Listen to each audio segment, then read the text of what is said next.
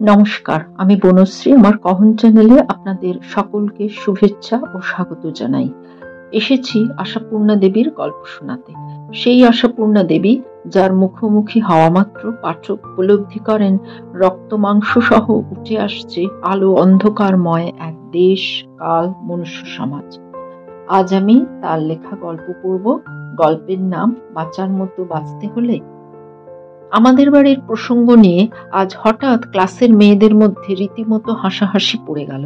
কেউ চোখ কপালে তুলল, কেউ মাই গড বলে মাথাটা হেলিয়ে কপাল চিপে ধরে মূর্ছা যাবার ভান করলো, আর অনেকেই ধ্যাত অসম্ভব, বাজে কথা, সংহিতা তুই যা তা গুল মারছিস, এ যুগে আবার এমন হয় নাকি, তাও আবার এই কলকাতায়, বলে অবিশ্বাস দেখালো। আর তারপর বিশ্বস্ত সূত্রের জোরালো প্রমাণ পেয়ে বলল তাজ্জব, বলল জাদুঘর, চিড়িয়াখানা। চিড়িয়াখানা বলতে বাধা কি, যেখানে এত বিচিত্র রকমের প্রাণীর সমাবেশ সহাবস্থান। আর জাদুঘর বলা চলে বিগত যুগের একটি স্পেসিমেনকে সুরক্ষিত রাখার জন্যে। আর সংহিতাটা আগেই মুচকি হেসে টেবিলে আঙুল চুকে গুনগুনিয়ে গেয়ে উঠেছে, এমন বাড়ি কোথাও খুঁজে পাবে না কো তুমি।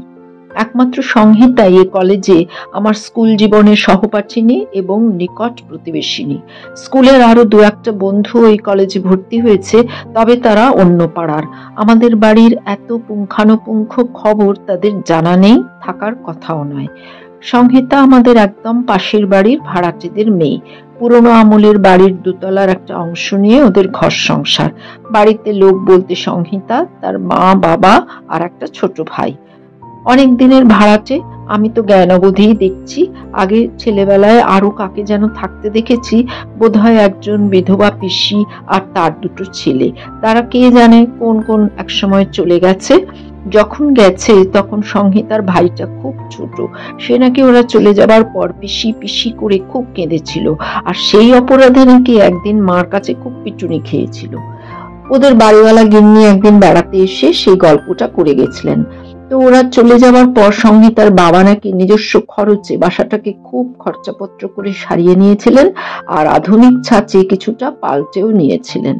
বাড়িওয়ালা গিন্নি মুখে পান জর্দা ঠেসে ভারী মুখে বলেছিলেন, নিয়েছে নিক, আমরা কোনো আপত্তি তুলিনি, তা বলে খরচটা ভাড়া থেকে কাটান দিতে গিয়েছি নাকি, বয়ে গেছে।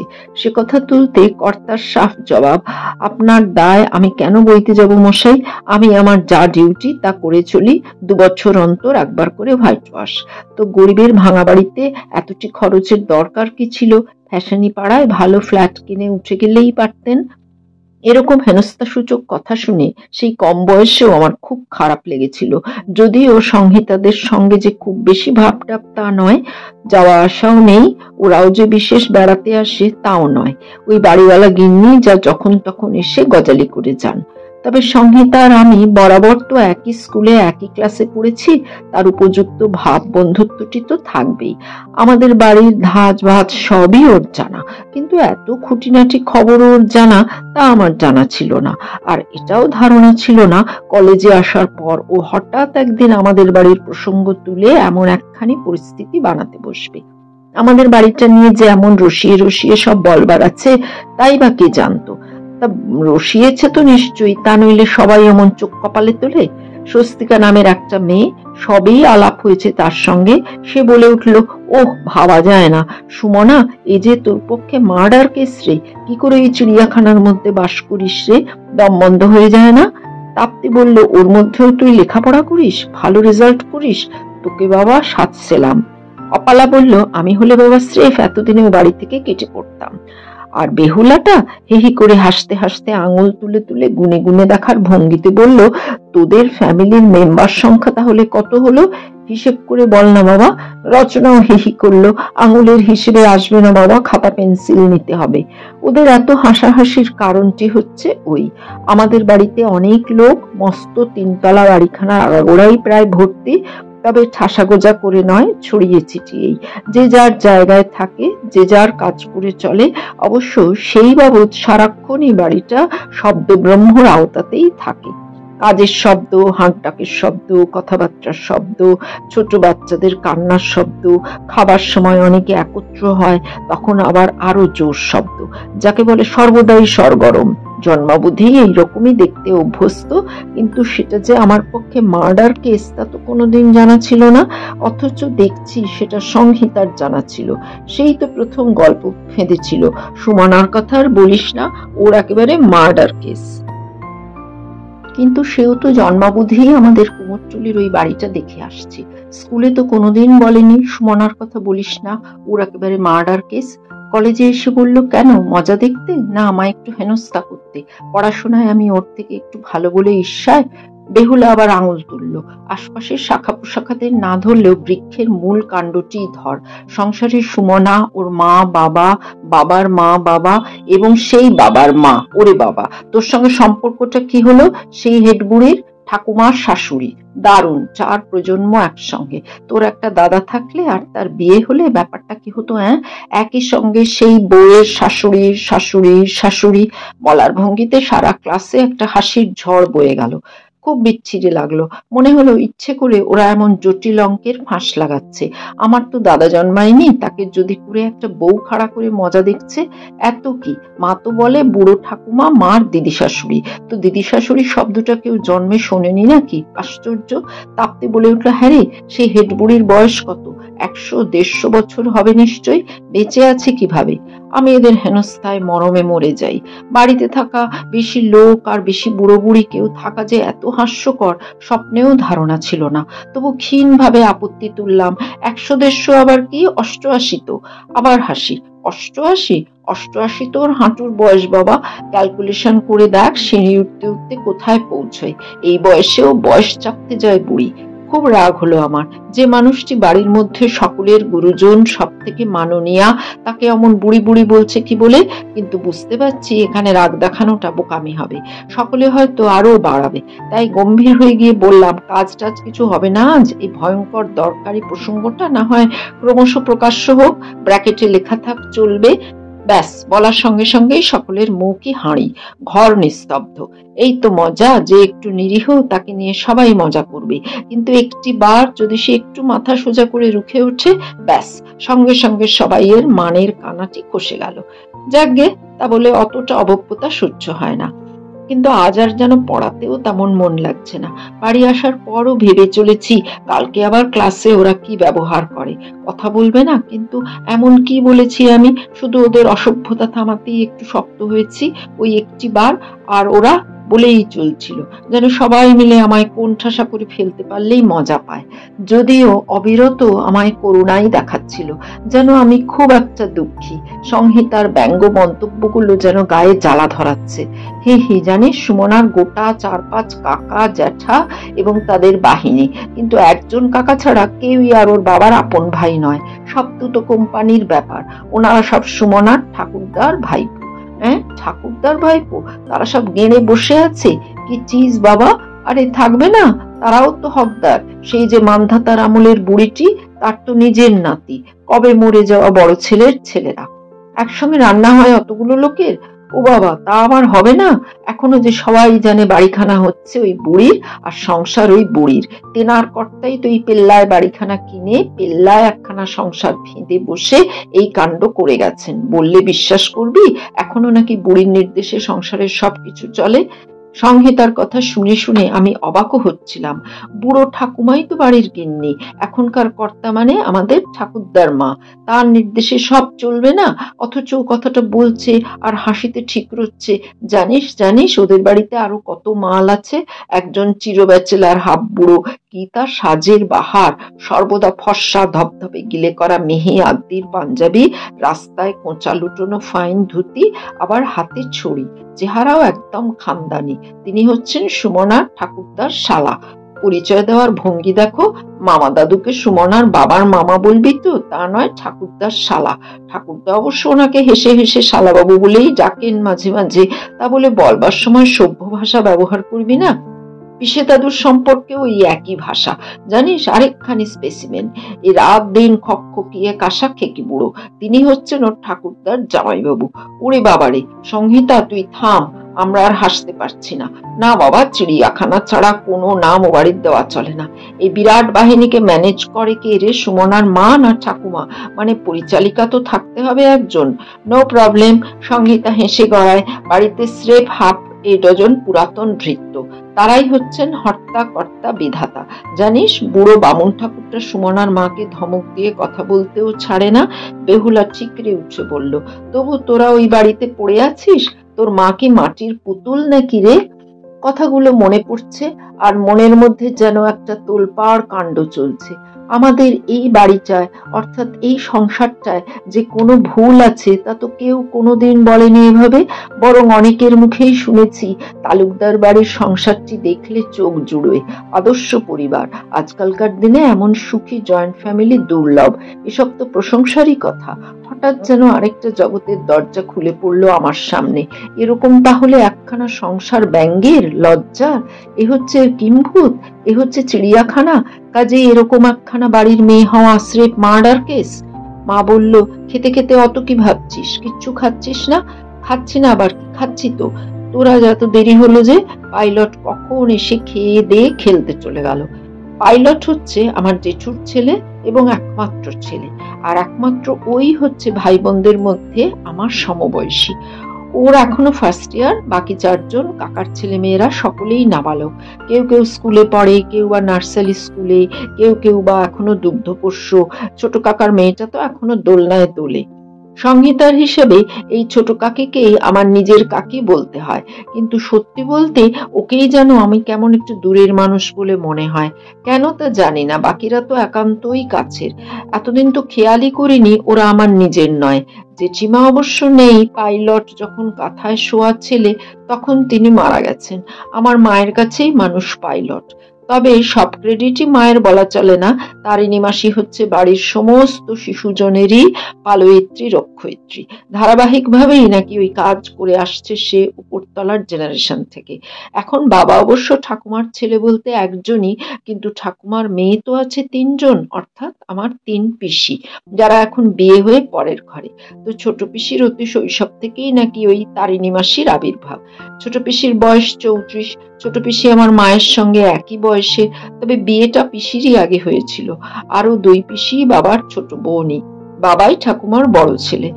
হঠাৎ ওদের কথাটা মনে পড়ে গেল। বলেছিল, বয়সের ক্যালকুলেশন করে দেখতো সিঁড়ি উঠতে উঠতে হেড বুড়ির বয়স কোথায় পৌঁছয়। কিন্তু ক্যালকুলেশন করে আবার দেখবো কি? জানা ব্যাপারই তো। বাবার বয়স 42, বাবার বাবা অর্থাৎ ঠাকুরদার বয়স 68, আর ওনার উপরে যে দাদা ছিলেন, যার ছেলেরা ঠাকুরদার ভাইপো, সেই দাদার বয়স বেঁচে থাকলে হতো 70, আর তার উপরেও নাকি ওদের একজন দিদি ছিলেন বেঁচে থাকলে, যিনি বাবার পিসি হতেন। তা তিনিও বেঁচে থাকলে বয়স হতো 72। সেকালে তো 2-1 বছর পর পরই ভাই বোনের দেখা সাক্ষাৎ ঘটতো। ওই প্রথম মেয়ের সঙ্গে বুড়ো ঠাকুমার বয়সের ব্যবধান ছিল 16। এসব তো শুনে শুনে মুখস্থ আমাদের, কারণ যারা নেই তাদের কথা নিয়মিতই স্মরণ করা হয়। বুড়ো ঠাকুমার ঘরে ওর মৃত ছেলে মেয়ের ছবি টাঙানো আছে জন্ম এবং মৃত্যুর সাল তারিখ দিয়ে। বিজয়া দশমীর সন্ধ্যায় সেই ছবিদের দেয়াল থেকে নামিয়ে বুড়ো ঠাকুমার বিছানার ধারে একটা টেবিলে রাখা হয়। উনি সকলের প্রণাম আশীর্বাদের পালা শেষ হলে তাদের ছবির সামনে কাঁপা কাঁপা হাতে ধান দুর্ব দিয়ে আশীর্বাদের মতো কিছু একটা করেন। পরে আবার ছবিদের দেয়ালে তোলা হয়। সেদিন বড় ঠাকুমার ঘরেই ডাঁই করে মিষ্টি রাখা হয়, আর প্রকাণ্ড একটা পাথরের খোড়া না কি বলে, তাইতে সিদ্ধের শরবত রাখা থাকে। সবাই যখন বুড়ো ঠাকুমাকে প্রণাম করে, সকলের আগেই তো ওকে করবে সবাই, তা সে বাড়ির লোকই হোক আর বাইরে থেকে আসা আত্মীয়জনই হোক। বেশ বুড়ো বুড়ো আত্মীয় তো আসেন। উনি বিছানায় বসে থেকে প্রণামটি নেন। প্রণাম সারা হলে ঠাকুমা সঙ্গে সঙ্গে সকলের হাতে হাতে ছোট মাটির খুঁড়িতে একটুখানি সিদ্ধের শরবত দিয়ে দেন, আর মা খাবারের রেকাবি হাতে ধরিয়ে দেয়। জলের গ্লাসের যোগান দেয় বলরামদা। সমস্ত রেডি থাকে বুড়ো ঠাকুমার ঘরের সামনের দালানে। এক গাদা রেকাবি, এক গাদা গেলাস, এক গাদা মাটির খুঁড়ি। বলরামদা হচ্ছে বাড়ির সব থেকে পুরাতন ভৃত্য। এই বিজয়া কৃত্যটি বুড়ো ঠাকুমার সামনে হওয়া চাই, ওই 3 তলায়। তারপর দোতলায় চা আর নোনতা জাতীয় খাবারের ব্যবস্থা থাকে, সেটা কাকিমাদের ডিপার্টমেন্ট। বিজয়া দশমীর দিনটা আমাদের রীতিমতো একটি জমকালো দিন। ঘুমোতে যাওয়ার আগে 3টি বেলপাতায় দুর্গা নাম লিখে বালিশের তলায় রেখে ঘুমানো। লিখতে শেখা ছেলে মেয়েদের এই নিয়মটি পালন করতেই হবে। বুড়ো ঠাকুমার নামখানি বড় জমকালো অথবা শৌখিন। আমার জানাশোনা কারো ঠাকুমা বা দিদিমার নাম মৃগনয়নী এ আমি দেখিনি। এমনিতে আমরা বুড়ো ঠাকুমা বলে উল্লেখ করলেও দুষ্টুমি করে বলি মহারানী মৃগনয়নী। এটা আমারই আবিষ্কার, আমি পাইলটকে শেখাই। ক্রমশ আড়ালে সকলের মধ্যেই ওই নামটি চালু হয়ে গেছে। একদিন দুষ্টুমি করে ওনার সামনেই বলে বসেছিলাম, তো রাগ টাগ কিছু করলেন না? ফোকলা দাঁতে ফ্যাক ফ্যাক করে হেসে বলে উঠলেন, গেল, এই দুটো ছোঁড়াছুড়ির ঘাড়ে সেই বুড়ো কর্তার ভূত চাপলো নাকি? এ নাম আবার কোথায় পেলি? এ মা, বুড়ো দাদু তোমার এই নামে ডাকতেন নাকি? ডাকতেনই তো, খোশ মেজাজের সময়টিতেই অবশ্য। তিতি বিরক্তির সময়, কাজের ধান্দার সময় বড় বউ। মহারানী মৃগনয়নী, বুড়ো দাদু তোমায় খুব ভালোবাসতেন। আসবে না কেন? রূপ গুণ কোনটায় ঘাটতি? তার রূপের কথা অবশ্য বলতেই পারেন অহংকার করে। এখনো এই বয়সে দেখলে রূপসী বলেই মনে হয়। শাঁখের মতো সাদা রং, চিকলো নাক, তিত্তিরে মুখ, সনের মতন সাদা হলেও মাথা ভর্তি চুল, সোনার ফ্রেমে বাঁধানো চশমাটি চোখে দিয়ে, আর ফর্সা ধপধপে থান কাপড় আর সেমিজটি পরে যখন খাটের উপর বসে থাকেন, তখন শুধু রূপই নয়, বেশ আভিজাত্য আভিজাত্য ভাবও ফুটে ওঠে। আর সঙ্গে সঙ্গেই মনে হয় বয়সকালে কি সুন্দরী ছিলেন। একে কি করে সংহিতা অমন বুড়ি বুড়ি বলে হেনস্থা করলো বুঝি না। আর সেও তো আমাদের বাড়ি, দেখেও তো। মা বলল, এত দেরি হলো তোর? যা, খেয়ে নিয়েই তোদের মহারানীকে দেখা দিয়ে আয়। 12-5 খোঁজ নিয়েছেন, সুমন এখনো আসে নাই। মহারানীর বয়স 90-এর দরজায়, বিয়ে হয়েছিল নাকি 11 বছর বয়সে। তদবধি প্রতিকূলেই, কিন্তু পিতৃকুলের সেই বিশেষ জেলার কথার টানটি আজও ওর বাকভঙ্গিতে বিরাজিত। কেউ ফিরতে দেরি করলেই কেবল খোঁজ নিতে থাকবেন, হ্যাঁ রে, অমুক এখনো ফেরে নাই। মনেও থাকে বাবা, বাড়িতে এতগুলো আর এত বয়সের এবং এত রকম কাজের কারবারি লোক, সকলের আসা যাওয়ার কারণ এবং সময় টময় মৃগনয়নীর নখদর্পণে। আর কারুর একটু দেরি হলেই উৎকণ্ঠায় ওর কণ্ঠ উদ্বেলিত হয়, মৃগনয়ন যুগল ললাটে ওঠে। বাবার ব্যাংকের কাজ, ঠাকুরদা আদালতের পেশকার, কাকারা কেউ সরকারি অফিসের কর্মী, কেউ মাস্টার অথবা অধ্যাপক, মামা দাদু গাইয়ে বাজিয়ে মানুষ, উচ্চাঙ্গ সঙ্গীতের রাজ্যে যাতায়াত, প্রায় এখানে ওখানে অনুষ্ঠানেও গিয়ে জোটেন। সমস্তটি মৃগনয়নীর জানা, এবং ন্যায্য সময়ের অতিরিক্ত হলেই খবর নেওয়া শুরু। কেবলমাত্র পিসে দাদু সম্পর্কে মৃগনয়নীর কোনো উদ্বেগ নেই, যদিও পিসে দাদু তো ওনার নিজের জামাই, বেশি আদরের সম্পর্ক। তবে পিসে দাদু বাড়ির বাইরে কদাচই বেরোন। নিয়মিতর মধ্যে মাসে একবার পেনশন আনতে যাওয়া, সেই পেনশনটি যে খুব জমকালো তা নয়, তবু নিজস্ব তো, তাতেই সেদিন তার যেন বেশ গর্ব গর্ব মহিয়ান মহিয়ান ভাব। হিসেব কষে দেখলে মামা দাদু মৃগনয়নীর আপনজন বলতে কিছু নয়, বৌমার ভাই এইমাত্র পরিচয়, কিন্তু তার সম্পর্কেও মৃগনয়নীর সমান সচেতনতা। জলসা কি ওইসব থাকলে রাত করে ফেরার কথা। মৃগনয়নী বারবার ভারপ্রাপ্তদের বলে রাখেন, সুবলের খাবারটা যেন গরম করে দেওয়া হয়, সুবল অমুক জিনিসটা ভালোবাসে, ওর জন্য যেন একটু বেশি করে রাখা হয়। সুবল পাতলা পাতলা দুধ খেতে পারে না, ওর ভাগের দুধটা যেন ছানা কাটিয়ে রাখা হয়। পিসে দাদু তো সারাক্ষণই নিষ্কর্মা হয়ে ঘরের মধ্যে শুয়ে বসে কাটিয়ে দেন, কাজেই তার জন্য এসব বলার দরকার পড়ে না। তথাপি ওর জন্য তার একটু অভিমান আছে। সারাক্ষণ বাড়িতে ফাইফরমাসের বিরাম নেই, কিন্তু কোনো ব্যাপারে সামান্য একটু দেরি ঘটলেই ভারপ্রাপ্তকে খিচবেন এবং জোরে জোরে স্বগতোক্তি করবেন। এই জন্যেই বলে ঘর জামাইয়ের বড় গাল নেই। যে সূত্রে তিনি জামাই, সে সূত্রটি তো কোন কালে ছিঁড়ে পড়েছে। তথাপি যে তিনি কেন এই ঘরে রয়ে গেছেন, সে প্রশ্ন আর কে করতে যাবে তাকে? তবে শুনেছি একদা যিনি তাকে ঘর জামাই হিসেবে বাড়িতে প্রতিষ্ঠিত করেছিলেন, সেই জীবনকালী তালুকদার, অর্থাৎ আমাদের মহারানী মৃগনয়নীর প্রতিদেবতাটি, তিনি নাকি মেয়ের মৃত্যু ঘটলেও জামাইকে ছাড়তে চাননি। এমনকি তিনি নিজেই নাকি সেই জামাইয়ের আবার বিয়ে দিতে চেষ্টা করেছিলেন। চেষ্টাটা সফল হয়নি, কাজেই পিসে দাদু তার পুরনো প্রতিষ্ঠাতেই রয়ে গেছেন এখানে। জীবনকালে নাকি তার একটিমাত্র মেয়ের জন্য যে জামাইটিকে আহরণ করেছিলেন, তার একমাত্র গুণ নাকি ছিল তার রূপ, হোক হাঘরে হোক মুখ্য, তবে সভা উজ্জ্বল জামাই তো। মৃগনয়নী নাকি তাকে বলতেন রাঙামূলো মাকাল ফল। তবে স্বামীর নির্বাচন কি আর করবেন, বিদ্যে বুদ্ধির বালাই না থাকলেও নানান কাজের কাজে, নানান ব্যবসার ব্যবসায়ী জীবনকালী সেই জামাইয়েরই একে ওকে ধরে রেল কোম্পানিতে সামান্য কি একটা চাকরি করে দিয়েছিলেন, যার সুবাদে এখনো ওই পেনশন আনতে যাওয়া। গভর্নমেন্ট পেনশনার তো বটে, কম মান্য। মামা দাদুর অবশ্য তেমন কোনো গৌরব নেই, তিনি কোনোদিন সরকারের ধার ধারেননি। তবে সে ধার যদি ধারতেন তাহলে এখনই পেনশনার হবার গৌরব অর্জন করতে পারতেন না। মামা দাদু আর পিসে দাদুতে বয়সের আকাশ পাতাল তফাৎ, তবু পিসে দাদু ওই সুবল নামের লোকটিকে রীতিমতো ঈর্ষা করেন, যেন লোকটা মুফতে অনেক কিছু পেয়ে যাচ্ছে। 52 ইঞ্চি ধুতির কোঁচা দুলিয়ে আর মেহি আদ্দির পাঞ্জাবি উড়িয়ে তাজা চেহারা নিয়ে মটমটিয়ে বেড়াতে পারি না তো, তাই চাকর বাকররা পোছে না। বুঝি না, মেহি আদ্দিওয়ালার ধারে কাছে এক পায়ে খাড়া থাকবেন সবাই। এ নিয়ে ওকে কেউ কিছু বলে না, আড়ালে হাসাহাসি করি আমরা, কিন্তু বাড়ির হেডের তার ওই জামাইটির উপরে মনোযোগের তো কোনো ঘাটতি দেখা যায় না। সর্বদাই তো তল্লাশ করছেন, ও বলরাম, জামাইয়ের নাইবার জল গরম হয়েছে? ও শশী, জামাইয়ের কাপড় চোপড় কেচে শুকিয়ে ঠিক মতো হাতের কাছে রেখেছিস তো? ও হিরু, তোর জামাইবাবুর ওষুধপত্র সব ঠিকঠাক আসছে কিনা দেখিস তো। হিরু অর্থাৎ হিরণময়, অর্থাৎ আমার ঠাকুরদা, তার উপরই ওইসব ওষুধপত্র যোগান রাখার দায়িত্ব দিয়ে রেখেছেন মহারানী মৃগনয়নী। ওষুধপত্র তো লাগেই, অনেক অনেক, এবং এক জাতীয় নয়। এলোপ্যাথি, হোমিওপ্যাথি এবং আয়ুর্বেদিক, এই 3 রকমের ওষুধই তিনি একই সঙ্গে সেবন করে চলেন। আর মাঝে মধ্যে নিজস্ব টোটকা, যেমন থানকুনি পাতার রস, জাম পাতার রস, মৌরি ভিজে জল, এমনি আরো কত কিছু যেন। কিন্তু ভদ্রমহোদয়ের অসুখটা কি তা কেউ জানে না, তার ডাক্তাররাও না। তবে দৃশ্য তো দেখা যায়, বছরের 8-9টা মাসই তিনি গরম জলে চান করেন, 6-7টা মাস গায়ে গেঞ্জির উপর একটা হাত কাটা সোয়েটার পরে থাকেন, বাকি সময়টা তো র্যাপার মুড়ি, এবং ওই 7-8টা মাসই গলায় সর্বদা মাফলার জড়িয়ে রাখেন আর পায়ে মোজা পরে বেড়ান। শীতকালে তো কথাই নেই, বাঁদুরের টুপি থেকে ওভারকোট কিছুই বাদ যায় না, ফলে চেহারায় সর্বদা কেমন যেন একটা অমার্জিত অমার্জিত ভাব লেগে থাকে। একদা যে কেবলমাত্র রূপের জোরেই ইনি বিয়ের বাজারে কলকে পেয়েছিলেন, একথা বলা লোক হাসানো মাত্র।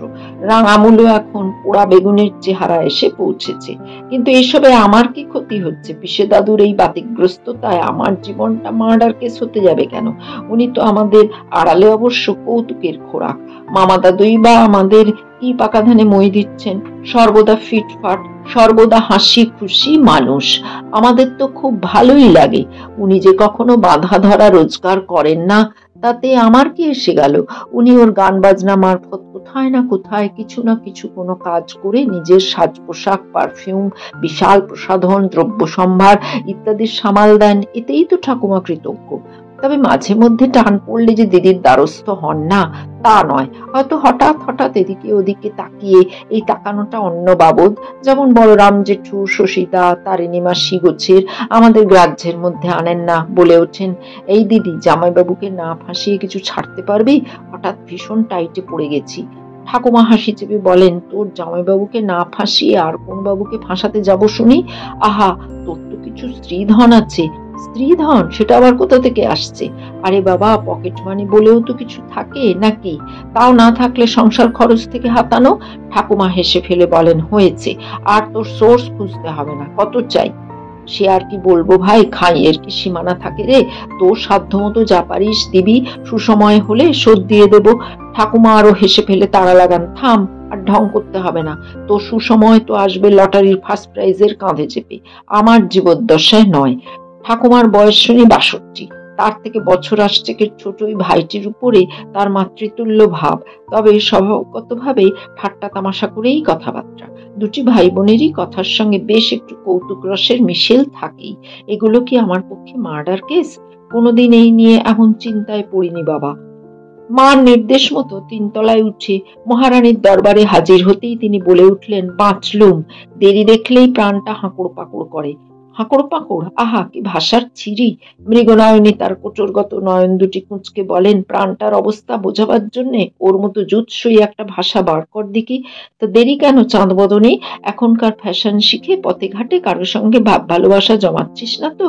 যদিও শাস্ত্রীয় আইনে প্রৌঢ়া এক ধাপ নিচে নেমে পড়ে নাতি নাতনি তুল্য ঠাট্টা তামাশা বিধি নয়, কিন্তু সে বিধি ব্যবহারিক ক্ষেত্রে তেমন চলে না। আমরাও চালাতে পারি না, উনিও চালাতে পারেন না। রাগের ভান করে বলি, তোমাদের কেবল ওইসব বাজে বাজে অসভ্য চিন্তা, দেরি হওয়ার আর কারণ থাকে না? মৃগনয়নী খনখনিয়ে হেসে বলে ওঠেন, থাকে না আবার, 100 রকম থাকে, তবে কিনা চোরের মন বোচকার দিকে, জানিস তো, না হলেই ভালো। এসে খেয়েছিস নাকি আগেই দেখা দিতে এসেছিস?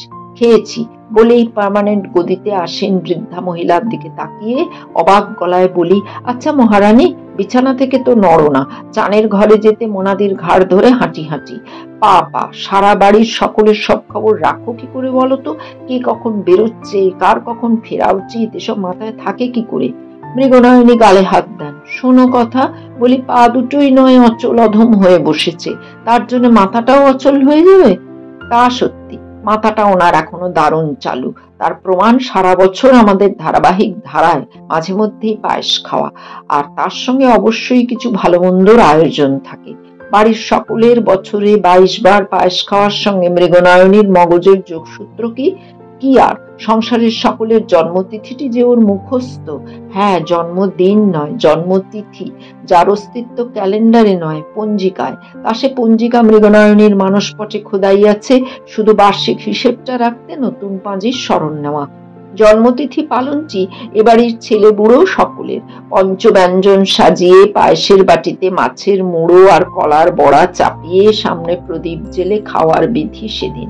সেদিন ডাইনিং টেবিল থেকে চ্যুতি, বসতে হবে মাটিতে আসন পেতে এবং নববস্ত্র পরিধান করে, আর সে আসনটি পাতা হবে সেদিন ওই 3 তলার দালানে, যাতে মৃগনয়নী গদি থেকে নেমে এসে অবলোকন করতে পারেন। অনুষ্ঠানের পাত্রটির ভোজন পাতে বসার আগে ওনাকে প্রণামান্তে ধান দুর্বর সঙ্গে কিঞ্চিত মুদ্রা প্রাপ্তি যোগ ঘটে। তা সে ঠাকুরদা থেকে সেজ কাকার খোকাটার পর্যন্ত একই পদ্ধতি। তবে পাত্র বিশেষে মুদ্রার মূল্যমানের কিছুটা হেরফের থাকেই অবশ্য। তা থাক, নিয়মটা সকলেরই নিয়ম মাফিক। মামা দাদু, পিসে দাদু তালিকা থেকে বাদ যান না কেউই। তবে মা, ঠাকুমা আর কাকিমাদের বেলায় প্যাটার্ন কিঞ্চিত অন্যরকম। ওনাদের আর সামনে এসে খেতে বসবার হুকুম হয় না, বলা হয় সব এওরা মিলে একসঙ্গে মাছ ভাত খাবে। খাবার আগে ওনারা যে যখন মহারানীকে প্রণাম করতে আসেন, তখন উনি তার হাতে ধরে দেন একখানি নতুন শাড়ি আর একটি সিঁদুরের প্যাকেট। এইসব দেখে দেখে তো মুখস্থ। শুধু ওনার এই জন্মতিথির কারসাজিতে জন্মদিনটাকে আর ঠিক মতো ক্যালেন্ডারের আওতায় আনতে পারা যায় না। প্রায় এটি এদিক ওদিক ছিটকে যায়, কিন্তু সেটুকুতেই বা এমন কি এসে যায়? এই যে আমার ঠাকুরদা রথযাত্রার দিন জন্মেছিলেন, তো সেই রথযাত্রার দিনই তো নতুন ধুতি পরে প্রদীপ জেলে পায়েস খেতে বসেন। সকলেরই অবশ্য অমন মার্কা মারা তিথি জোটে না, তবে বেশ কয়েকজনেরই সে ভাগ্য ঘটেছে। নেহাত যার ঘটেনি তার কথা আলাদা। আমার তো ঘটেনি, তাই কবে কোন দিন যে আমার নতুন জামা পরে পায়েস খেতে হবে তা ঠিক জানা থাকে না। কিন্তু তাতেই কি দম বন্ধ হবার প্রশ্ন ওঠে? এইসব নিয়ম টিয়মের ব্যাপারে কিঞ্চিত বেজার ভাব দেখা যায় ছোট কাকির মধ্যে। সংহিতার ভাষ্যে যিনি আমার নিজের কাকি, কারণে অকারণে আর কি, ওই জন্মদিনে, বিজয়ার দিনে, পয়লা বৈশাখে, এই সব আর কি। 3 তলায় উঠে মহারানীকে প্রণাম করতে যাওয়ার পদ্ধতিতে বেশ বেজার দেখায় তাকে। বলেন, বাবা, এই একখানি বাড়ি বটে, হরদম কর্নিশ আর সেলাম ঠোকা, ওঠো 3 তলায়। তাও শরীরখানি বেশ একটু ওজনদার বলেই হয়তো এমন বলেন। সিঁড়ি উঠতে হাঁপান, তা সে তো শুধু ওই ছোট কাকির। আমাদের বা আমার কি, আমি অমন ওজনদার নাকি? আমি তো 3 তলায় যেতে পারি, তাহলে আমার অসুবিধাটা কোথায়? তবে মা, ঠাকুমা, কাকিদের কি সব ষষ্ঠী টষ্ঠীর ইতু মঙ্গলচণ্ডীর পাল্লাতেও পড়তে দেখি বটে, এবং তাতেও ছোট কাকিকে বিরক্ত দেখি। কেন কে জানে? আমি তো বাবা এইসবে নতুন ধরনের খাওয়ার মজা ছাড়া আর কিচ্ছু দেখতে পাই না। ওনার হয়তো ভাত টাত ছাড়া অন্য কিছু হজম হয় না, কি জানি। তবে চাপা গলায় বলতে শুনেছি, আচ্ছা একখানা বাড়ি বটে, 12 মাসে 72 পার্বণ, মানধাতার আমলের প্যাটার্ন। তা ওরকম শুধু ওই ছোট কাকির মুখেই শুনেছি, সেজ কাকি, ন কাকি, নতুন কাকি কারো মুখে নয়। সকলেই জানে মাঝে মাঝেই তাদেরকে সেকালে ডিপার্টমেন্টে খেতে বসতে হয়। কষ্ট বলতে শুধু ওইটুকুই, সেদিনও টেবিল ছেড়ে মাটিতে। তাছাড়া আর কি, রান্নাঘরের বিষয় বৈচিত্র্যের আয়োজনে তো কাউকে হাতটিও লাগাতে হয় না। সেখানে চিরপুরাতন বামুন ঠাকুর আর আমাদের চিরহাস্যময়ী ঠাকুমা। মাকে দৈবাত তার একটু খিদমতগারি খাটতে হয়, ডাকতে হলে তিনি এই মেজ বৌমাকেই ডাকেন। ও মেজ বৌমা, ষষ্ঠীর দিকের এই লুচি কখানা একটু বেলে দিয়ে যাও তো, বামুন ঠাকুরের ও হেঁসেলের পাট চুকিয়ে চান করে আসতে বড় দেরি হয়ে গেছে। হয় লুচি নয় রাধাবল্লভী, এইরকম সব ব্যবস্থা, যার অবশিষ্টাংশ স্কুল থেকে ফিরে আমাদের বৈকালিক জলযোগের থালা এসে পড়ে। ওইসব স্পেশাল দিনে টিনেই তো ধোকার ডালনা, ছানার ডালনা, দই, রসগোল্লারা পাতে এসে যায়। আমি তো বাবা মজাই দেখি। আসলে যা হোক তা হোক করে বারব্রত করার মৃগনয়নীর সংসারে চলবে না, তাতে নাকি সংসারে লক্ষ্মীশ্রী থাকে না। কোনো ব্রতের চিড়ের ফলারের বিধান থাকলে তার আয়োজনও তো রীতিমতো রাজসিক, আম, কাঁঠালি কলা, দই, ক্ষীর ইত্যাদি প্রভৃতি। এতেই কি বাড়িটাকে আজব বলতে হবে? বলতে হবে মান্ধাতার আমল। আমাদের জেঠুর অকালে পত্নী বিয়োগ ঘটায় মেজ বৌমা মাকেই ঠাকুমার অ্যাসিস্ট্যান্ট হতে হয় অনেক সময়। কাকিদের তো আদৌ না, অথচ ছোট কাকি বিড়বিড় করে বলে অদ্ভুত, অসহ্য। সংহিতাটা কি ছোট কাকির সঙ্গে ভাব জমিয়ে আমাদের বাড়ির এত সব খুঁটিনাটি খবর সংগ্রহ করে ক্লাসে গিয়ে রং চড়িয়ে গল্প করে? সেদিন রাগ দেখালেও আবারও যখন তখন আমাদের বাড়ির প্রসঙ্গ তুলবেই। ঠাকুরদার নাম হিরণময় তালুকদার। ওর যে সেই এক অকাল মৃত্যু দাদা ছিলেন, তার নাম ছিল নাকি জ্যোতির্ময়। আর দিদি, মানে ওই পিসে দাদুর পরলোকগতা গিন্নিটি, তার নাম ছিল সুনয়নী। নামগুলো তো বাবু নেহাত মান্ধাতার আমলের নয়। আর আসল আসামি ওই হেডগিন্নি তো নয়ই, যাকে কাঠগড়ায় দাঁড় করিয়ে আমার সহপাঠিনীরা বুড়ো আঙুল দেখিয়ে বলে, ওই বুড়ি বেঁচে থাকতে তোদের কিচ্ছু হবে না। কিন্তু সেই কিচ্ছুটা কি, সেটাই আমার বোধের জগতে আসে না ছাই। আমি তো দেখি এই বৃহৎ 3 তলা বাড়িখানার কোনোখানেই বাতাসের অভাব নেই। আক্ষরিক অর্থে তো নয়ই, অন্তর্নিহিত অর্থেও তো দেখি না, অথবা বুঝি না। ওই হেডগিন্নির চন্দ্রবিন্দু হয়ে যাওয়া প্রতিদেবতা জীবনকালী তালুকদার ভদ্রলোকটি যে খুব একটা বড় লোক ছিলেন তা নয়, অন্তত এই বাড়িখানার চেহারার উপযুক্ত নয়। এর সিলিং গুলো এখনকার 1.5 তলার সমান উঁচু, খড়খড়ির শার্সির পাল্লাদার জানালা দরজাগুলোর ছিটকানিতে হাত পৌঁছানো ঘটেছে আমার বোধহয় এই সেদিন। এর ঘরগুলোর যা মাপ, তাতে একটার মধ্যে এ যুগের 1 রুম ফ্ল্যাট ঢুকে যেতে পারে। 3 তলায় আবার গুনতিতে ঘর বেশি না থাকলেও হলো নামের যে জায়গাটি আছে, এবং মৃগনয়নী কিছুতেই তাকে দালান ভিন্ন আর কিছু নামে ভাবতে রাজি নন। সেটাও এত পেল্লায় যে একসঙ্গে গোটা 40 লোককে খেতে বসিয়ে দেওয়া যায়। যদিও অনুমানেই বলছি, কারণ এই বৃহৎ জায়গাটি কত জিনিসে যে বোঝাই হয়ে আছে তা বলা যায় না। সেকালের ছাদে খিলেনওয়ালা জানলা দরজার মাথায় উপরকার খিলেনে খিলেনে নানা রঙের কাঁচের টুকরোর পদ্মলতা রোদের সময় ঘরের মধ্যে লাল, নীল, বেগুনি, সবুজের আভাস ছড়ায়। হলো এর দেয়ালে যে পেন্টিং করা ছিল এবং লতা পাতা আঁকা পরি ছিল, এখনো তার চিহ্ন বর্তমান। তার জীবনকালী নাকি এ বাড়িটি কিনেছিলেন স্রেফ জলের দরে, নাকি কোর্ট অফ ওয়ার্ডসের নিলামের মাধ্যমে। তখন তো মৃগনয়নীর সংসার বৃক্ষটি শাখা প্রশাখায় জমকালো হয়ে ওঠেনি, বলতে গেলে নেহাতি চারা গাছ। তাই তিনি বাড়ি দেখে মুগ্ধ হবার বদলে প্রায় ভীত হয়েই তার থেকে বয়সে বছর 14 বড় বরকে বলে উঠেছিলেন, তুমি কি পাগল না খ্যাপা? সস্তায় পেলে বলেই কিনে বসলে। এত বড় হাঁ করা বাড়িতে বাস করতে তো তুমি, আমি, পিসিমা আর ওই 3টে কুচো। জীবনকালী নাকি বলেছিলেন ভাড়াটে বসাবো, আয় হবে। মৃগনয়নী বলেছিলেন আমি বেঁচে থাকতে নয়, বাড়ির মধ্যে ভাড়াটে, গলায় দড়ি। হ্যাঁ, বয়সে 14 বছরের ছোট হলেও তিনি নাকি এমন অকুতোভয়েই নিজ মতামত ঘোষণা করতে পারতেন। যেমন ছেলে মেয়ের নামকরণকালে জীবনকালী তার একমাত্র কন্যার নামকরণকালে প্রস্তাব দিয়েছিলেন, তোমার নামের সঙ্গে মিলিয়ে নাম থাকুক ত্রিনয়নী। মৃগনয়নী তৎক্ষণাৎ বলে বসলেন, ঠিক ঠাকুমা দিদিমার নামের মতো। সুনয়নী হলে কেমন হয়? তাতেও তো মিল বজায় থাকে। আর পুত্র যুগলের নামকে নিজের নামের সঙ্গে গাঁটছড়া বাঁধাতে যখন প্রস্তাব রেখেছিলেন নাম থাকুক জয়কালী আর সত্যকালী, সঙ্গে সঙ্গে নাকুচ। এ মা, ওই কি একটা নাম হলো? মেয়ে না ছেলে বোঝা দায়। আর শেষ অবধি হাড়কালী আর মাসকালী হয়ে না বসে। অতঃপর ওই জ্যোতির্ময় আর হিরণময়ের রফা। তো জ্যোতির্ময় কবেই আঁধারে বিলীন হয়ে গেছে, কিছু শাখা প্রশাখা সৃষ্টি করে যাওয়ায় আজকের এই সবুজের সমারোহ। তো প্রথম জীবনে যখন বাড়িতে ভাড়াটে বসানো গলায় দড়ির ব্যবস্থাপত্র, তখন জীবনকালী বাড়িটাকে ভরাট করতে 2-4টে বিনা ভাড়ার বাসিন্দাও জোগাড় করে ফেলেছিলেন। যেমন তার বড় বাজারের আড়তের হিসেবের খাতা লিখে নবীনবাবু, মাল ওজনকারী শীতল কুণ্ডু, দারোয়ান রামজোয়ার মিশিরের ন্যাংলা একটা ভাইপো রামবিলাস মিশির, সে মিশিরই নাকি বর্তমানে বামুন ঠাকুর। তার শুঁয়োপোকা জন্ম ঘুচে প্রজাপতি জন্ম ঘটতে কতদিন লেগেছিল আমাদের জানা নেই, তবে এখন সেই দ্বারভাঙা জেলার মিশির বাঙালিয়ানায় আর ঘরোয়াপনায় প্রদীপিসির নাক কান কাটতে পারে। ক্রমশ বাড়ি আপনিই ভরে উঠেছে, যার জন্য ওরা নামকরণ করতে চাইছে চিড়িয়াখানা। রামবিলাস ঠাকুর যে আমার মা কাকিমার ধমকে কথা বলে, এটা সংহিতার অপপ্রচার নয়, ঘটনাটা সত্যি। শুধু ওদের কেন, বাবা কাকাদেরও তো তাই করে, কিন্তু কেউই তো কই অপমান বোধ করেন না, বরং একটু কৌতুক মিশ্রিত হলেও ভয়ই পান।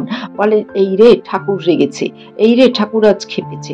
ঠাকুরের কাছে দাদাবাবু অর্থাৎ আমাদের ঠাকুরদা শ্রী হিরণময় তালুকদার মশাই হচ্ছেন একদম প্রাণের ঠাকুর, আর ত্রিতলবাসিনী মৃগনয়নী দেবী সাক্ষাৎ ভগবতী। ওনাদের সম্পর্কে কেউ এতটুকু শিথিল ভাষণ করে বসলে রামবিলাস ঠাকুর তার বাজখাই গলায় অপরাধীকে শাসন করে উঠবে। আর আশ্চর্য, সেই সময়টিতেই তার কোন অতীতে ছেড়ে আসা দ্বারভাঙা জেলার উচ্চারণের টান এসে জিভে ভর করবে। জ্ঞান থেকেই দেখে আসছি এসব। আমার জ্ঞানের এদিককার সীমানায় হচ্ছেন মোনা পিসি।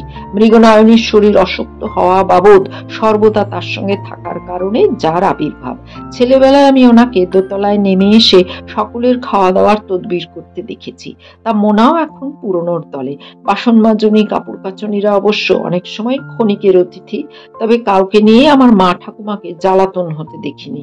তারা সবাই হচ্ছে বলরাম জেঠু আর বামুন ঠাকুরের প্রজা। পরিচালনাতেও তারা চলে গেলে নতুনকে খুঁজে আনার দায়িত্ব ওদেরই। তা ওদেরকে ছাড়া এই সংসারটাকে ভাবাই যায় না। অথচ সংহিতা বলে কিনা, জানিস এত বড় বাড়িটার সারা নিচের তলাটা কিনা ওই গোটা কত ফালতু লোক দখল করে বসে আছে, ওদেরকে বিতাড়ন করে ভাড়াটে বসালে অনায়াসে 1000-1500 টাকা পাওয়া যেত। শুনলে বিশ্বাস করবি, যখন তখন ওদের সব দেশওয়ালি ভাই বেরাদাররা এসে যতক্ষণ ইচ্ছে থেকে খেয়ে যায়। শুনে ওরা সবাই আমাদের নির্বুদ্ধিতা নিয়ে কি যে ঠাট্টা করলো। এটা নাকি রীতিমতো বুর্জুয়া প্যাটার্ন, সেকেলে জমিদারি চাল। আমার বাবা ঠাকুরদাকে বোকা পেয়ে যে পারছে সে তাদের মাথায় কাঁঠাল ভেঙে যাচ্ছে। কিন্তু এ বাড়িতে যারা এতদিন আছে তাদের তো আপনজনদের কাছে এটাই স্থায়ী ঠিকানা। তো দ্বারভাঙা থেকে ঠাকুরের দেশের লোকই আসুক, আর বাঁকুড়া থেকে বলরাম জেঠুর কিংবা মেদিনীপুর থেকে তারিণী মাসির আত্মীয়জন 2-4 দিনের জন্য এসে পড়ে তো থাকতে পারবে না। নিচের তলাটা প্রায় ফাঁকা পড়ে থাকা সত্ত্বেও মৃগনয়নী বেঁচে থাকতে তো বাবা বাড়ির মধ্যে ভাড়াটে বসানো চলবে না। বেহুলা বলে এটা উদারতা নয়, এ হচ্ছে সুযোগ সন্ধানীকে সুযোগ করে দেওয়ার বোকামি। তাপ্তি বলে এই হচ্ছে অনাধিকতার মানসিকতা। 10টা কাজের লোক না দেখতে পেলেই চোখে অন্ধকার দেখা। বিদেশে কেউ বাড়িতে এমন যত ইচ্ছে কাজের লোক ভাবতেই পারে না। আর শেষ পর্যন্ত সকলেই বলে, তোর জন্য আমাদের দুঃখ হয় সুমনা। আমার সমবয়সী বলতে পাইলট। একদিন বারান্দায় বসে ভুট্টা খেতে খেতে বললাম, আচ্ছা পাইলট, আমরা কি খুব দুঃখে আছি? দুঃখে? পাইলট বলে উঠল, ভ্যাট কি দুঃখে? তখন আমি সংহিতা সংক্রান্ত সমস্ত রিপোর্টের ফাইলটাকে পেশ করে বললাম, ওরা বলে আমার কেসটা নাকি মার্ডার কেস। পাইলট ভুট্টার দানাগুলো শেষ করে এখন তার ধরটা চিবোতে চিবোতে বলে, আমার বন্ধুরা ঠিক উল্টো বলে। বলে, তুই বেশ আছিস বাবা, বাড়ির আদরের গোপাল। তবে একথা বলে বটে, তোদের বাড়িতে এতগুলো কাজের লোক রে বাবা, এতগুলোকে দরকার লাগে? 2-1টা বসানো যায় না? শুধু বসে বসে খায়? তো আমি বাবা সাফ জবাব দিয়ে দিই, ওরা এখন বাড়ির লোক হয়ে গেছে। ছাঁটাইয়ের কাঁচি চালানো চলে না, তো ওরা তো তবু খেটে খায়, সত্যিকার বসে খাই তো আমি। তাহলে কাঁচি প্রয়োগে আগে আমার উপরই করা উচিত। ওরা হ্যাঁ হ্যাঁ করে হাসে, বলে এই হচ্ছে তোদের তালুকদারি সেন্টিমেন্ট। তার লোকে বললো তো বইই গেল। ছাড়ানোটা কাকে হবে শুনি? বলরাম জেঠুকে, শশীদাকে, তারিণী মাসিকে, না মহারানী মৃগনয়নের নয়নমণি মোনাদিকে? যত সব। এই ঠাকুরের কাছ থেকে আর 2টো ভুট্টা হাতিয়ে আন না। দেখে এলাম ঝুড়ি খানেক নিয়ে পোড়াতে বসেছে রান্নাঘরে। পালখিল্যদের ভিড়ের মধ্যে কাকিরাও মুখিয়ে বসে আছে। বললাম, তুই জানা। পাইলট বলল, আমি ভিক্ষের হাত প্রসারিত করলে সোজা বলে দেবে আর খেলে পেট ছাড়বে। আমাকেও তো বলতে পারে, বলবে না? মেয়েদেরকেও দেবী ভগবতীর অংশ বলে জ্ঞান করে। ছুটে নেচে নেমে গিয়ে 3টে বাগিয়ে আনলাম, ওকে 2টো দিলাম, নিজেরটা তো কামড় দিতে দিতেই চলে এসেছি। পাইলট বলল, ঠাকুর না এটা ফাইন পোড়ায়, ওদের দেশের জিনিস তো, মকাই ওদের খুব প্রিয়। আমি হাসি, ও কি আর এখনো ওদের দেশে আছে রে? পাইলট ভুট্টায় কামড় দিতে দিতে বলে, বাঙালি ছাড়া সবাই নিজের দেশেই থেকে যায়। এই হঠাৎ বাঙালি তুলছিস যে, কথাটা সত্যি বলে। হঠাৎ এই সত্যিটা বলল কে? তোর সেই বন্ধুর প্রফেসর মামা বোধহয়। ঠাট্টার কিচ্ছু নেই। তিনি যা বলেন সত্যি বলেন। বলেন বাঙালির মতো এমন অনুকরণ প্রিয় জাত আর দুটি নেই। স্বকীয়তা সম্পর্কে কোনো মূল্যবোধই নেই তার। বাঙালির মেয়ে পৃথিবীর সব জাতের রান্নাঘরকে নিজের রান্নাঘরে ঢুকিয়ে এনেছে, আর কোনো দেশের মেয়েকে দেখবে কচুর শাক রাঁধছে, মোচার ঘন্ট রেসিপি শিখে নিচ্ছে। আমি তো হেসেই অস্থির। তুই যে মনে হচ্ছে সেই প্রফেসর মামার লেকচারটা ঝেড়ে মুখস্থ করেছিস। তবে যা বললি মিথ্যেও নয়। ইডলি ধোসারা চিরকালই সেটা চালিয়ে যাচ্ছে, আর আমরা কোন জন্মে পিঠে পুলি সরু চাকলির নাম পর্যন্ত ভুলে গিয়ে ইডলি ধোসা ধরেছি। কি বললি? পিঠে পুলি? আরেকটা কি? ওই তো বললাম সরু চাকলি। সেটা কি বস্তু? ওই ধোসা জাতীয় রে বাবা, সেম মাল মশলা, তবে আরো সূক্ষ্ম মিহি। খেয়েছিস কোনোদিন? খেলাম আর কখন, আমি খেলে তুই খেতিস না? বাহ, তোর কোনো বন্ধুর বাড়িতে হয়তো। হ্যাঁ, বন্ধুর বাড়িতে। কে আজকাল লুপ্তধার করতে বসছে শুনি? ঠাকুরদার কাছে শুনেছি ছেলেবেলায় মা করতো, আর সেই মায়ের পুরনো খাতায় তার প্রস্তুত প্রণালীও দেখেছি। যা দেখলাম স্রেফ ওই ধোসা, চাল আর কলাই ডাল বাটার মিশ্রণ, তবে বর্ণনায় মনে হলো রুমালি রুটির মতো মিহি। মহারানীর আবার রান্নার খাতা আছে? শুধু রান্নার খাতা, আরো কত কিসের যে খাতা আছে। একদিন মোনাদিকে দিয়ে দেরাজ পরিষ্কার করাচ্ছিল, বেরিয়ে পড়েছিল। দেখি শিব পূজা বিধি, ব্রত পার্বণ বিধি, বিবাহাদি অনুষ্ঠান বিধি, ঐতিহাসিক ব্যাপার রেখে দিলে। আরে নিচের তলায় হঠাৎ এত কলরোল যে! কেউ এলো নাকি? তড়াক করে লাফিয়ে উঠে সিঁড়ির কাছে গিয়ে পাইলট চেঁচিয়ে ওঠে, আরে ব্যাস ছোট পিসি! ব্যাস তীর বেগে নেমে যায়। ছোট পিসি? এ যে একেবারে অভাবিত শব্দ। বিনা নোটিশে আর বিনা কাঠখড় পুড়িয়ে ছোট পিসি? হ্যাঁ, তিনটে পিসি আমার আছে বটে। সংহিতার ভাষায় আপন, মানে তিনটি ঠাকুমারই কন্যারত্ন।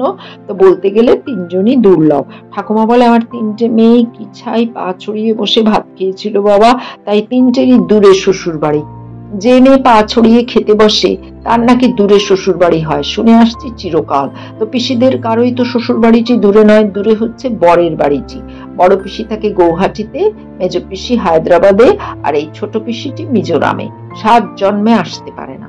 ছেলেবেলায় আমার স্কুলের বন্ধুরাও বলতো তোদের বাড়িতে যে কার কে বুঝতে পারি না বাবা, বাড়িতে কতজন কর্তা, কতজন লোক, মাথা গুলিয়ে যায়। কিন্তু আমি তো না বোঝার কিছু খুঁজে পাই না। কতজন আবার কি? কর্তা তো একজনই, ঠাকুরদা। একদা যার একটি দাদা ছিলেন, অর্থাৎ যিনি কর্তা হবার দাবি করতে পারতেন, তিনি তো তার দাবিটি ছেড়ে দিয়ে কবেই চলে গেছেন, শুধু সংসারে তার গোটা চারেক চারা পুঁতে রেখে দিয়ে। গিন্নিটি তারও আগে স্বর্গারোহণ পর্ব সেরে নিয়েছিলেন। তা তার সবকটা চারাই একই জাতের। 4টি ছেলে, শোভাময়, সুধাময়, মনোময়, দিব্যময়। শোভাময় হচ্ছেন ওই জেঠু, পাইলট যার ছেলে। বিপত্নিক সেই ভদ্রলোকটি তো তার কাজের খাতিরে সারা বছর বাইরে বাইরেই ঘোরেন। বাকিরা অবশ্য এখানেই। পাইলট পাজিটা বলে ভাগ্যিস তার আরো একখানা চারা গজায়নি, তাহলে নামের মিল বজায় রাখতে হয়তো নাম রাখতে হতো গোময়। ওই রকমই তো কথা ওর। তো বর্তমানের কর্তা আমার ঠাকুরদার ফসলটি 2 জাতের, 2টি পুত্র 3টি কন্যা। কিন্তু এতে মাথা গুলিয়ে যাওয়ার কি আছে? সবাই তো জানা জন। কিন্তু ছোট পিসি হঠাৎ এসে গেল কি করে? ছুটে নেমে এলাম আমিও। বাবা! কলকল্লোলে নিচের তলার দালান উত্তাল। রামবিলাস ঠাকুর হৈ হৈ করছে, হৈ হৈ করছে বলরাম জেঠু, শশীদা, তারিণী মাসি এবং বালখিল্য বাহিনীও। এবং বাকিরা এতক্ষণ যারা ভুট্টাদের পোড়াবার অপেক্ষায় রান্নাঘরে ভিড় করছিল, রান্নাঘরটাও তো মস্ত ভিড় করা চলে। সবাই অবশ্য প্রশ্নমুখর।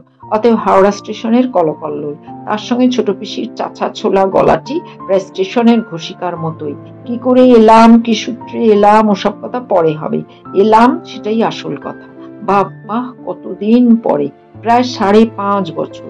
লোকেদের বিলেত আমেরিকায় থাকা মেয়েরাও এর থেকে আগে আগে ঘুরে যায়। বেড়ালের ভাগ্যে শিকে ছিঁড়েছে মহাপ্রভুর হঠাৎ কিসের একটা এনকোয়ারিতে দিন আষ্টেকের জন্য কলকাতায় কাজ করেছে।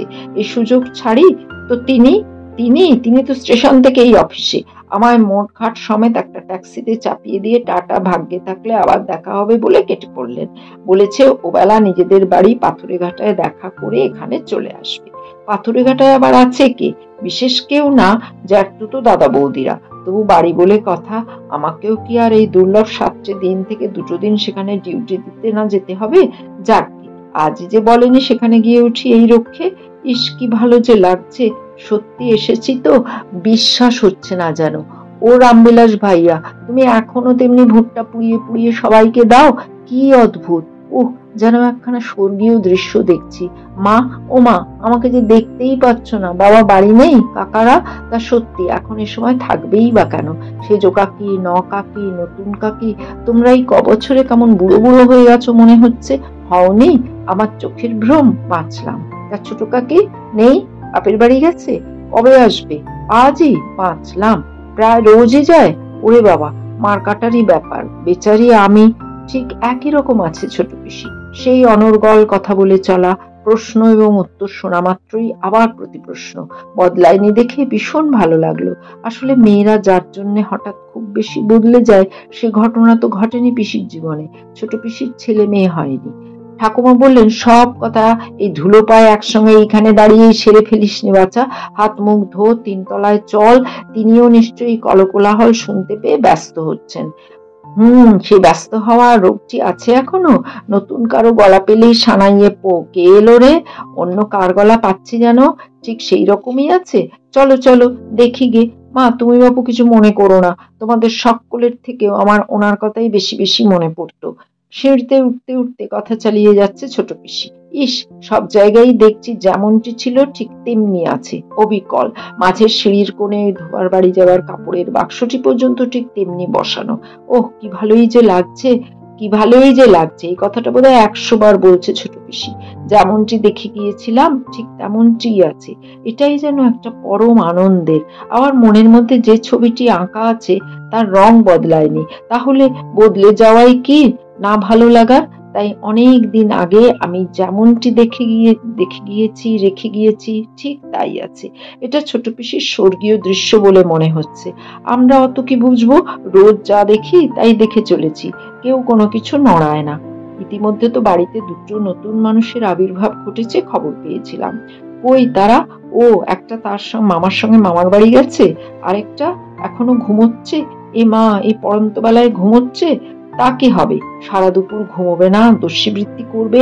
আমার ঘুমের দফা রফা করে দিয়ে এখন নিজে আরামসে ঘুমোচ্ছেন বাবু। ঘুমোনো বার করছি বাবু, চলো তো। ছোট পিসি যেন প্রাকৃতিক ঝর্ণা, ঝরেই পড়ছে, থামতে চায় না। এত আহ্লাদ কোথায় জমা থাকে ওর মধ্যে।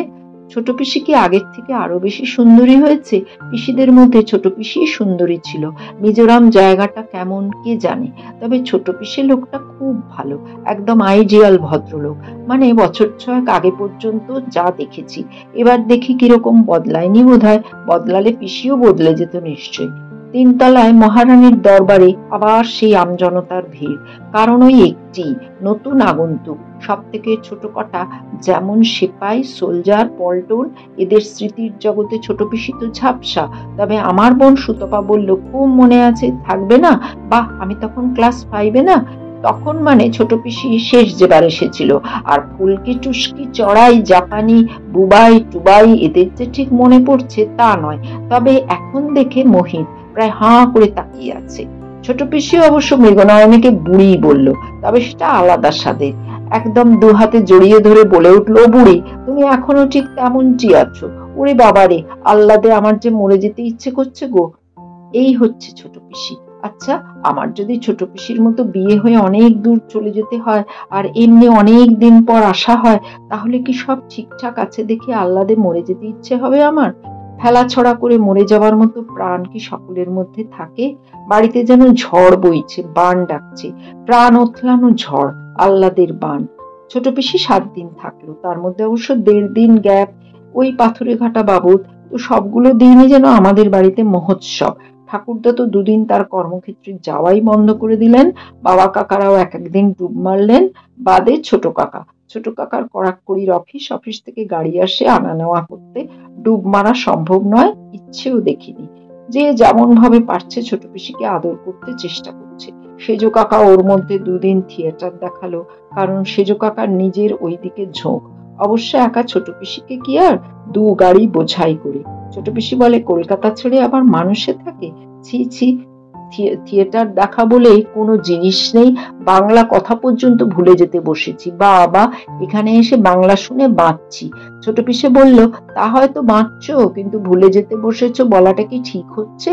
শ্রোতা থাকুক না থাকুক, সর্বদা বাংলা ভাষার চাষ করে চলো না। আমি তো বলি, মেজদা, পাহাড়ি গাছপালা ঘাসপাতাগুলো বোধহয় বাংলা শিখে ফেলছে। তা কি করব? মুখ বুজে থাকবো নাকি? দম বন্ধ হয়ে আসবে না? বলল। অথচ আশ্চর্য, আমার বন্ধুরা বলে, বাবা, বাড়িতে অত লোক, অত মুখ, অত কথা, তোর হাত ধরে না? আর ছোট কাকিও তো বলে, ও, অনবরত এত শব্দ আর কথা, মাথা ঝিমঝিম করে, দম বন্ধ হয়ে আসে। কার দম যে কি জাতের! 7 দিন ব্যাপী মহোৎসবের পর অবশেষে আবার যে কে সেই। ছোট পিসি আবার আকাশে উড়ে চলে গেল। যাওয়ার সময় চোখের জলের বন্যা বহালো। আবার কবে আসার সুযোগ হবে, এবং এলে মহারানী মৃগনয়নীকে হয়তো দেখতে পাবে না বলে দুঃখের সাগরে ভাসলো। জনে জনে বলে গেল, যেও না বাপু একবার আমার কাছে। প্লেনে তুলে দিতে দমদমে গেল অনেকেই। কি মনে করে ছোট কাকা ছোট কাকিও গেল। অথচ এই রোজগার উৎসবে ওদের কমই দেখা গেছে। ছোট কাকি বাপের বাড়ি প্রেম অব্যাহতই থেকেছে। ছোট কাকার অফিসেরও 1 মিনিট নড়চড় হয়নি। তবে যতক্ষণ বাড়িতে থেকেছে হাসি গল্প করেনি তা বলবো না। ওরা তো দুজনে পিছোপিঠি। এয়ারপোর্টে যাওয়ার কারণটা অবশ্য পাইলট পাজিটার মতে লোক দেখানো জমকালো সৌজন্য। তা ওটার কথাই ওই ধরনের। ফিরে আসার সময় সকলেই বিষণ্ণ, ম্রিয়মাণ।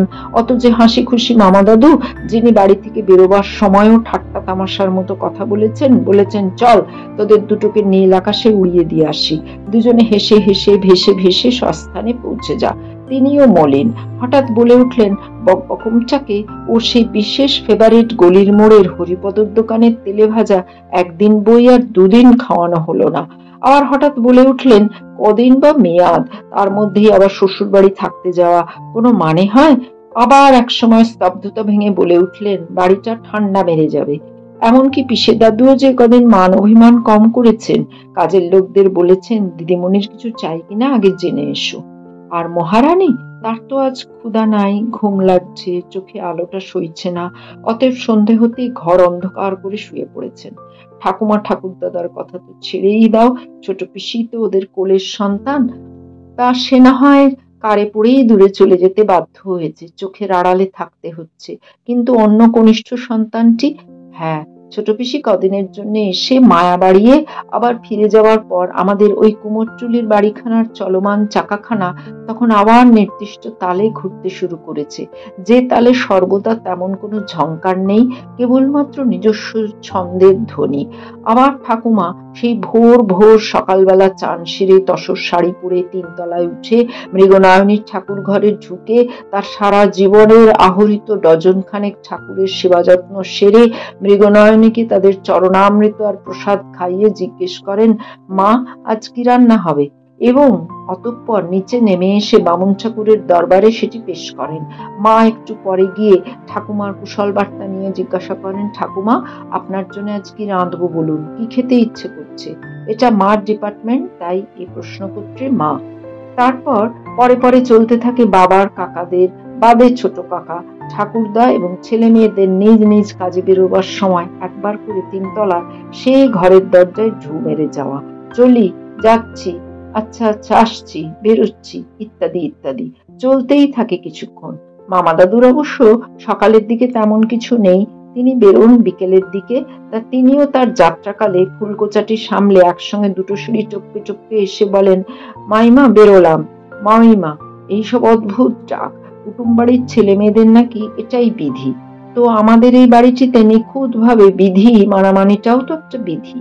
তা নইলে এখনো ঠাকুমা ঠাকুরদাকে ঠাকুমা ঠাকুরদার ডাকের প্রাচীন রীতি বহাল। অথচ সকলের শুনি দিদা, দিদু, দিদুন, দিদানি, দাদু, দাদাই, দাদা ভাই ইত্যাদি কত বিচিত্র সব ডাক। যাক, বলছিলাম যখন, ছোট পিসির আবির্ভাবের আলোড়নে আলোড়িত সংসারটি আবার নিজ ছন্দে আবর্তিত হচ্ছে, আবার পিসে দাদুর মানের কানাটি মুহুর্মুহু ভাঙছে, আবার ক্ষণে ক্ষণে বামুন ঠাকুরে আর তারিণী মাসিতে জোর লড়াই লেগে যাচ্ছে, এবং তারপরই দেখা যাচ্ছে বামুন ঠাকুর তার পানের খিলি থেকে তারিণী মাসিকে অফার করছে, আর তারিণী মাসি বড় অ্যালুমিনিয়ামের গেলাসে 1 ভর্তি চা এনে ডাকছে, ও ঠাকুর, হাততালি করে করে চাটা খেয়ে যাও না, সকালেতে তাড়াতাড়িতে জুত মতো খাওয়া হয় না। আবার সকালে বেরোনো জনেরা ফিরে এসে 3 তলায় জানান দিয়ে আসছে, এলাম গো, ফিরলাম গো। আর ঠাকুরদা ফিরে বেশ কিছুক্ষণ কাটিয়ে দিচ্ছেন। মা, আজ কেমন আছো? ওষুধপত্র গুলো খাচ্ছ তো নিয়ম করে? মা, দালানের ছাদ দিয়ে তো দেখছি জল পড়ছে, বর্ষার মুখে মেরামত করলে ভালো হবে। মা, অমুকদের বাড়ি থেকে তো বিয়ের চিঠি দিয়ে গেছে, কিরকম লৌকিকতা দিলে ভালো দেখাবে? মৃগনয়নও হয়তো তার 68 বছরের কোলের ছেলেটিকে বলবেন, কাশছিস মনে হচ্ছে, তোদের সিরাপ টিরাপ একটু খা না, আজ মুখটা এমন শুকনো দেখাচ্ছে কেন রে, বেশি ঘুরেছিস? এত খাটাখাটুনির দরকারটা কি বাবা? বলতে নেই মেয়েদের কোনো কালে বেথা দিয়ে সেরেছিস, ছেলেরা মানুষ হয়ে গেছে, আবার এত কিসের ধাক্কা? মায়ের ছেলের এরকম গল্প দীর্ঘক্ষণ চলে। তো এই থিতিয়ে যাওয়া সংসারে হঠাৎ একদিন ঠাকুরদার সেই মানুষ হয়ে যাওয়া 2 ছেলের মধ্যে একজন অভাবিত এক ঘোষণা করে বসলেন। অভাবিত, অপ্রত্যাশিত, সমস্ত সংসারটাকে বিদ্যুতাহত করে ফেলার মতো। ছোট কাকা এই কুমোরটুলির বাড়ি ছেড়ে নতুন ফ্ল্যাটে উঠে যাচ্ছেন। একেই বোধহয় বলে বিনা মেঘে বজ্রাঘাত। ছোট কাকা যে তলে তলে এই প্ল্যানটি ভেজে তাকে রূপায়িত করে চলেছিলেন, তার বিন্দু বিসর্গও টের পায়নি কেউ। কাজে ঘোষণাটি যেন সমতল মসৃণ রাস্তায় চলতে চলতে গাড়িখানার অকস্মাৎ খাদে পড়ে যাবার মতো। চলে যাচ্ছে এ সংসার থেকে একটা সদস্য, তার নিজস্ব অংশটুকু খসিয়ে নিয়ে অন্যত্র চলে যাচ্ছে এ সংসারটাকে হেনস্থা জানিয়ে। হ্যাঁ, হেনস্থাটা ছোট কাকা জানাননি অবশ্য, সেটা ছলে ছুতোয় জানিয়েছেন তার অর্ধাঙ্গিনী। যখন তখনই তার শবতোক্তি শোনা গেছে, এভাবে আর পারা যায় না, এভাবে বাঁচা যায় না, এভাবে শুধু টিকে থাকার কোনো মানে হয় না। তো সেগুলো সবাই তার অসহিষ্ণু স্বভাবের ক্ষণিক বিলাস বলে ধরে নিত। পুরোনো কালের বাড়ি, তা সে যতই সাহেব বাড়ি তুল্য ছাদের হোক, এগুলো অনেক ত্রুটি বেরোয় তার থেকে। কিন্তু তাই বলে তাকে ত্যাগ করা? স্ত্রীর হাতের রান্না খারাপ বা বরের নাক ডাকে বলে ডিভোর্সের চিন্তা? হ্যাঁ, ভাব হতো বাড়িটার নানান অসুবিধেতেই ছোট কাকের এই শবতোক্তি। কাজেই সেই ভাবনাটা মহিলা মহলের মধ্যেই সীমাবদ্ধ থেকেছে। কেউ ভাবেনি ওই অসহিষ্ণুতাটি তলে তলে এই বনেদি বাড়ির গভীর বনেদে একটি ফাটল ধরিয়ে তার একখানা দেওয়াল খুশিয়ে ফেলার কাজে এগিয়ে চলেছে। তারিণী মাসিকে আড়ালে বলতে শুনেছি, বউ মানুষের এত ঘন ঘন বাপের বাড়ি যাওয়া বাতিক দুর্লক্ষণ, ওতে সৌর বাড়িতে মন প্রাণের শেকড় গজায় না। শুনে আমরা ভাই বোনে হেসেছি। মন প্রাণের শেকড়, সেটা আবার কি জিনিস বাবা? এখন বোঝা গেল সেটা কি জিনিস। মেয়ে মহলের কাছের থেকেও পুরুষ মহলে এই ঘোষণাটি হলো বেশি মর্মান্তিক। অভাবিত। চলে যাচ্ছে, চিনু চলে যাচ্ছে। চিনু অর্থাৎ চিন্ময় তালুকদার, কোনো একটা বিরাট বেসরকারি সংস্থার ক্লাস 1 অফিসার। কিন্তু অফিসের কাজে বাইরে যাওয়া, বিদেশে থাকা, সে একটা অন্য ব্যাপার। তেমন হলে শুধু মন কেমন ছাড়া আর কিছু হতো না। কিন্তু এ তো তা নয়। একই শহরের মধ্যে অন্যত্র বাস করতে যাওয়া, স্বেচ্ছায়, সানন্দে, এটা যেন শুধু দুঃখেরই নয়, অপমানেরও বড়দের।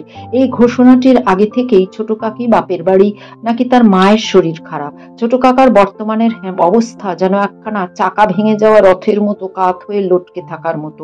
সেই অবস্থাতেই কোনো মতে মাথা চুলকে ঘোষণা। আবরণ অবশ্য দেওয়া হয়েছে একটা, ফ্ল্যাটটা কোম্পানি দিচ্ছে। আর এ সময় যখন দিতে ইচ্ছুক হয়েছে, তখন সে অফার নিতে গড়িমসি করলে জীবনে আর এমন চান্স না জুটতে পারে। অর্থাৎ যেন এইমাত্রই এই অফারটা কানে এসেছে চিন্ময় তালুকদারের, আর ভবিষ্যৎ ভেবেই সেটা লুফে নিতে বাধ্য হচ্ছে। বাড়িটার অবস্থা যেন হঠাৎ কোনোখান থেকে একটা শোক সংবাদ এসেছে। সেই শোকটা সবাইকে স্তব্ধ করে দিয়েছে। থেমে গেছে কর্তাদের হাঁকডাকের দাপট, ভৃত্যমহলে বিবাদ বিসংবাদ, তারপরই শান্তি চুক্তির দৃশ্য, কথাবার্তা সব সংক্ষিপ্ত। রান্না বান্নাও যেন জৌলুস হারিয়ে বসেছে। প্রধান চিন্তা, মৃগনয়নীর কাছে কে পেশ করবে কথাটা। সবাই অক্ষমতা জানাচ্ছে। তা শেষ পর্যন্ত আসামি নিজেই হঠাৎ সতেজে বলে উঠল, সবাই মিলে যেন তিলকে তাল করা হচ্ছে, যেন এমন ঘটনা পৃথিবীতে ঘটে না। হয়েছেটা কি? একটা সুযোগ পাওয়া যাচ্ছে, সেটা নেওয়া হবে না? ছোট কাকা যখন মহারানীর দরবারে গেল, আমি না গিয়ে থাকতে পারলাম না। ভাবতে ভাবতে যাচ্ছি কি করে কথাটা উচ্চারণ করবে।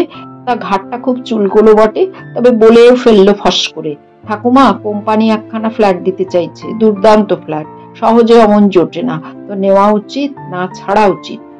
হঠাৎ একটা অদ্ভুত ঘটনা দেখলাম।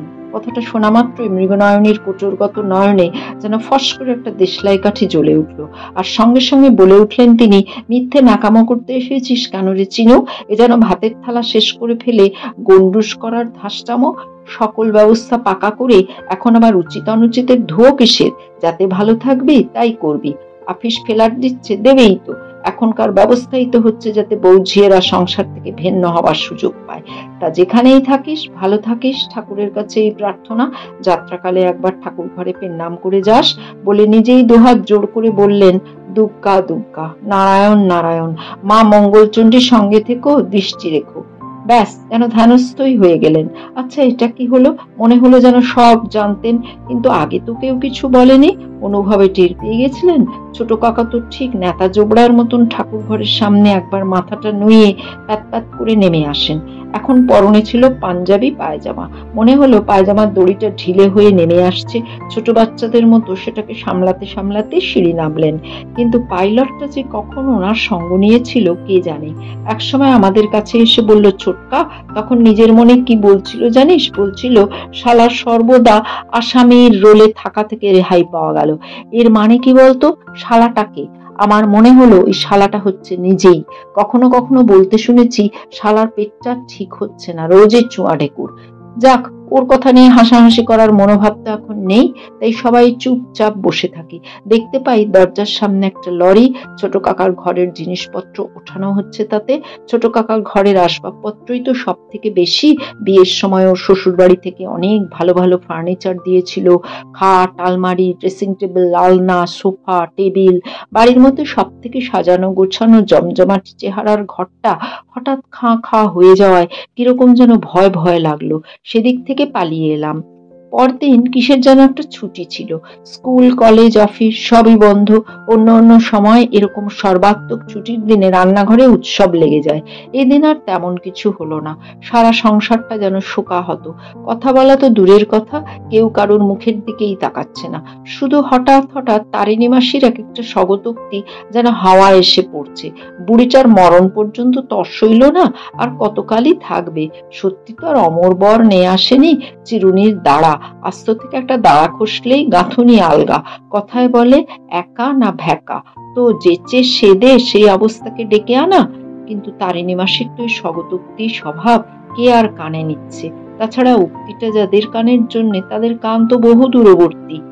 বাড়ির এই পরাজয়ের খবরটা সেই সব ধারালো জোরালো সহপাঠিনীদের কাছে প্রকাশ করার ইচ্ছে ছিল না আমার। সত্যি বলতে পরাজয়ই মনে হয়েছে আমার। আর সেটা মনে হয়েছে ঠাকুরদা ঠাকুমার মুখের চেহারা দেখে। ওদের মুখে দুঃখের বদলে যেন এই পরাজিতের ভাবটাই ফুটে উঠেছে। কিন্তু আমি ভাবলে কি হবে? সংহিতা নেই। আমাদের বাড়ির প্রসঙ্গটি যার কাছে মুখরোচক, চানাচুর, বান্ধবীদের সঙ্গে তাড়িয়ে তাড়িয়ে খেয়ে মজা পাওয়ার জন্যে। ছুটির পরদিন কলেজে এসে টিফিনের সময় দেখলাম কারো আর জানতে বাকি নেই সুখবরটি। কিন্তু কেউ কি আমার পরাজয়ের গ্লানি অনুভব করতে দিল? বলে উঠল, কিরে, তোদের না খুব আদর্শ বাড়ি? এ যুগে এমন সুখী সুন্দর যৌথ পরিবার দেখা যায় না। কি হলো তার? না, ঠিক উল্টো। প্রায় সবাই কিনা একযোগে বলে উঠল, কংগ্রেচুলেশন সুমনা, তবু তোদের বাড়ির একজনও তোদের ওই অচলায়তনের পাথুরে পাঁচিল ভেঙে খোলা হাওয়ায় বেরিয়ে পড়তে পেরেছে। উনি তো তোর নিজের কাকা। তোর বাবাও যদি এরকম সাহস দেখাতে পারতো, তুই অন্তত বেঁচে যেতে পারতিস। আমার কথাই বলে, প্রথম থেকে আমার বাঁচা নিয়ে এদের মাথা ব্যথা তো। সংহিতা অবশ্য বলে ওঠে, সাহসটা ওর কাকার নয়, আসলে কাকেরই। রীতিমতো জেহাদ ঘোষণা না করতে পারলে আর ও বাড়ির ছেলেকে বাঁচার রাস্তা দেখাতে পারতো না। তো সুমনার মা কি আর তা পারবেন? উনি যে একেবারে দারুণ লক্ষ্মী বউ, নিপাট ভালো মানুষ। বাঁচা শব্দটার মানেই জানেন কিনা সন্দেহ। আমার মা তো বলে, আমি যদি ওই তালুকদার বাড়ির বৌমাটি হতাম, স্রেফ বোমা বনে গিয়ে ওদের ওই বোকামির প্রাসাদখানিকে স্রেফ ভেঙে চুরমার করে দিতাম। মা বলে, মার নাকি ওই তালুকদার বাড়িটা দেখে আর মন নিষ্পিস করে, ইচ্ছে করে যেখানে যত জঞ্জাল আছে সব ঝেঁটিয়ে সাফ করে ছাড়তাম। আসলে বিদ্যে পয়সা করি সব থেকে ওরা বাঁচতে জানে না। আমি কি অতজনের সঙ্গে তর্ক করতে পারবো? আর তর্ক করতে বসলেই কি জেদবার মতো যুক্তি খুঁজে পাবো? আমার তো কিছু খারাপ লাগে না। আমি তো বেশ ভালোই আছি। বললেই বলবে আমি বাঁচার মানে জানি না। ভাবনা হচ্ছে, সত্যি কি তাই? ওরা সমবেতভাবে সেমিনারে বসে কুমোরটুলির তালুকদার বাড়িটার অধিবাসীদের ভালোভাবে বাঁচার একটা ফর্মুলা ঠিক করে। তবে আপাতত সুমনা তালুকদারের বাবার সম্পর্কে তার ছোট ভাইয়ের নীতি অনুসারে এখন থেকে কেটে পড়া ছাড়া আর কিছু প্রেসক্রিপশন দিয়ে উঠতে পারছে না, কারণ বাড়ির বর্তমান মালিক এবং পরিবারের বর্তমান কর্তা হিরণময় তালুকদার নামের ৬৮ বছরের লোকটা যে এখনো রীতিমতো কর্মক্ষম এবং উপার্জনশীল, কাজেই তাকে সস্ত্রীক ওল্ড হোমে চালান করা যাবে না।